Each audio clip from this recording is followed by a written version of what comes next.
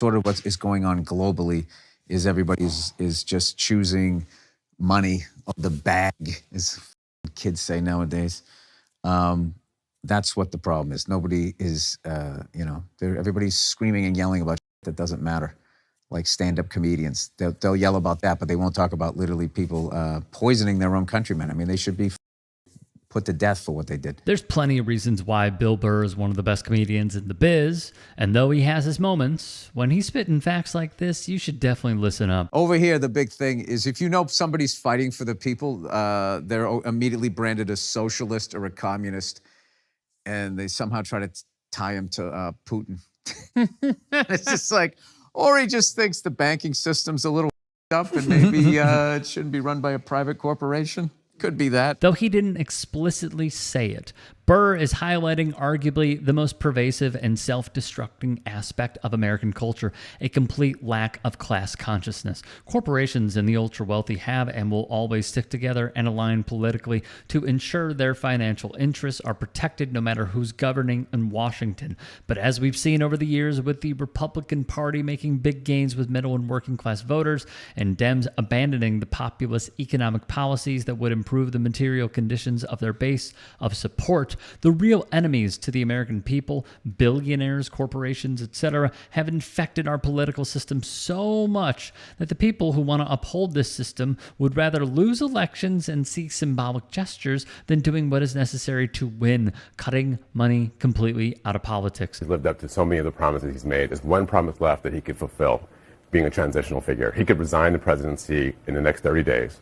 Make Kamala Harris the president of the United States. If this is your response to getting blown out in a presidential election to one of the weakest candidates in American history, then you should never be involved in another presidential campaign again. But what else do you expect when the Dems donors have the same class interests as Republican donors? Multiple sources tell me tonight that Musk has been seen at Mar-a-Lago nearly every single day since Donald Trump won, dining with him on the patio at times. Today, they were seen on the golf course together.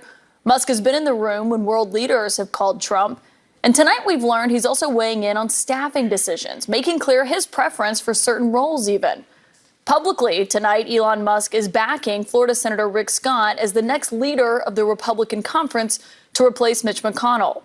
While Musk himself is still not expected to take any kind of formal position inside Trump's administration, given how complicated it would be with his companies, what's becoming clearer tonight is that he doesn't really need to, with one source telling me Elon Musk is having just as much influence from the outside. That's the whole game right there. There is no deep, thoughtful, ideological reason why Elon bankrolled Trump's campaign. That's all a distraction to cover for the reality that he made a financial investment in Trump's victory. And since Trump won, Musk is now expecting his return for that investment. That return won't be limited to just staffing preferences and exclusive access to world leaders, business deregulation, environmental deregulation, and a boatload of new government contracts to extract more wealth from the American public and funnel it directly into Elon's pockets. But the old guard of the Dems would never say this out loud, which is a major reason why they're steadily losing voters to the Republicans. The cost of living has gone up within these past 4 years, and I think that everyone here has been a victim of that. In the future, I want to be able to own a home. And when he was president, the prices were a lot lower, especially for home buyers. And that is a huge issue for me. I want to be able to own my own home. I want to be able to start a family at an affordable cost. I like the no tax on tips and no tax on overtime. I'm a big fan of lowering taxes personally. And in high school, I worked jobs that I earned money through tips. So that would have been able to help me save a lot more for college. And I think that would have helped me out a lot more in the long run. What the Dems have failed to realize is not only are all of these voters' concerns and feelings valid, but that there are left-wing solutions to these very real economic pains. Aggressively combating greedflation and corporate price gouging, outlawing corporate landlords, enforcing rent caps, investing in fixed income housing, raising the federal minimum wage, implementing Medicare for all, and so many other solutions would all quell the cost of living crisis so many of us are feeling right now. But again, recognizing this reality forces the Dems to reckon with their core belief that everyone can capitalism ourselves out of the situations that we are all in. I hope you know, a lot of people are going to die. A lot of people. Ukrainians are going to die. Palestinians are going to die. Women, trans people, trans kids, immigrants, both documented and not. Poor people are going to die. A lot of people are going to die as a result of this. And not only that, but Project 2025 is fully on the table now. Our institutions have never been more threatened. The Supreme Court's going to become even further solidified as the nightmare repression tribunal it already is. RFK Jr. is going to outlaw 5G, and Dana White's going to be the goddamn Secretary of Education. But hey, at least eggs will be cheap, right? Except, oh wait, no, they very won't, because that's not how any of this actually works. Comedian and friend of the network, Trey Crowder, sees this reality as well. Your boy's going to round up all the egg workers. You think that's going to help grocery prices? Come on, man. The only reason things are as expensive as they are in the first place is because Big Egg and the rest of corporate America realized that they could hike up prices and people would still be able to pay it on account of Joe Biden's economy has actually been rocking pretty hard. Jesus Christ. I hate everything. And then lastly, we also know that there's plenty of people in this country who would gladly burn democracy to the ground just as long as libs get owned in the process. And who knows? They very well may have done so. I guess we'll all find out. All we can really hope for now is that these people continue to be as fundamentally incompetent and dysfunctional as they historically have been, and as such, maybe some of their more destructive plans will not come to pass. Though the second Trump administration could very well be just as inept as the first in achieving its dystopian goals, we'll hold our breath because MAGA has had a full 4 years to organize themselves and chart out their course of action. So even the slightest bits of competence will lead to disastrous outcomes. Our lovely fellow Americans actually get what they voted for here, then things are going to get pretty catastrophic. And if they do, then maybe 4 years from now, this fickle, shuddering empire of ours will once again turn to a Democrat to clean up a Republican's mess, as it has so often done in the past. Now, on that point of things getting pretty catastrophic. Third, we will ensure our classrooms are focused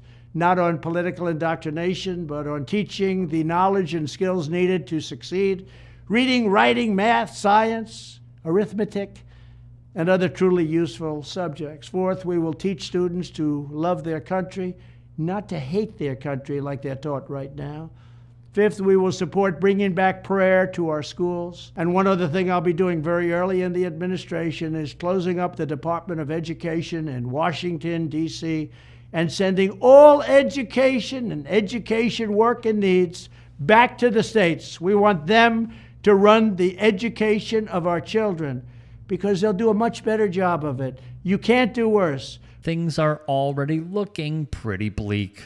Texas and those 13 original colonies would have never signed the treaty that formed the first Constitution of the United States if they didn't think that their right to protect themselves and defend their own people was protected. We've got to say, what agencies don't we need? Why do we have the Department of Education? Why?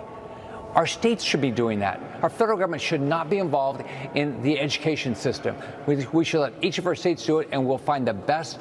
You know, if Florida's the best, other people will emulate us. What I did as governor, if I saw somebody doing something well, like Rick Perry, I tried to emulate it and do it better than Rick Perry. That's what we should be doing. It's the United States of America. It's not the federal government of America. It's the United States. Let's go back and give our states the ability to do these things. America is for Americans and Americans only. You have two policy objectives that you proceed with utter determination on. Seal the border, no illegals in, everyone here goes out. That's very straightforward. You would establish large-scale staging grounds for removal flights. So you grab illegal immigrants and then you move them to the staging grounds, and that's where the planes are waiting for federal law enforcement to then move those illegals home. You deputize the National Guard to carry out immigration enforcement.